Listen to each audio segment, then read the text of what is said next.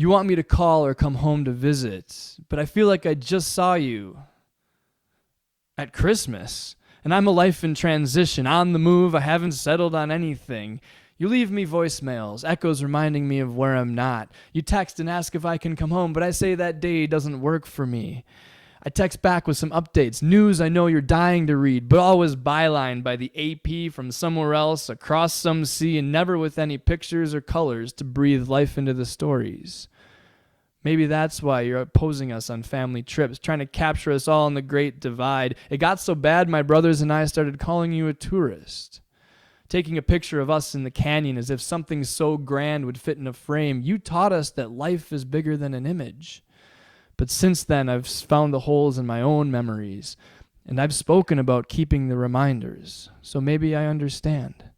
And now I'm the one wandering around gawking as if I haven't been here before. You said, I'm going to be in town at your sister's. Maybe you can stop by. Maybe. That word leapt off my phone and fell, a dying albatross, though I don't remember ever firing the bolt. This is a cry even I can recognize. It says, I miss you, mister. And I remember a gift I haven't given, a book bought late for Christmas Eve of Eastern wisdom on real love. The irony is not lost on me that my mindfulness is so poor as to forget my own mother.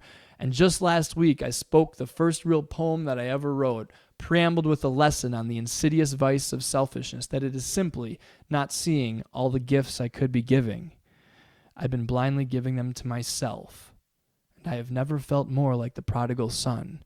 And if you ever heard me say that, you'd be the first one to try to dam up your emotions, to stop your ocean from eroding the levees, protecting our common ground. While people have died from good intentions, no one ever drowned from real love. It's common, but hard to purify, both naturally occurring and man-made. It doesn't have its own place in the periodic table, but in every atom it's filling up the empty space. And I'm making the case that we're going to find out it's the dark matter, hugging stars into galaxies.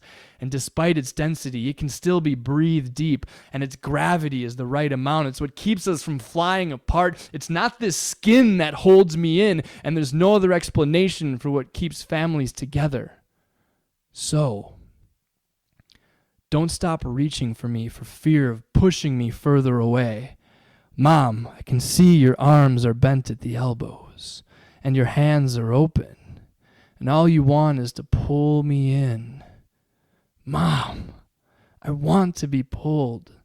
I need to be pulled. Please understand that I'm self-propelled only because every other fuel doesn't let me choose a direction or have enough boost to achieve escape velocity. There is a lot of gravity I'm breaking, but I never want to escape yours. It might be highly irregular, but I am in your orbit. More comet than planet, more star than sun. That's sun with an O. But this next one is both. Mom, I want to be a son you can hold.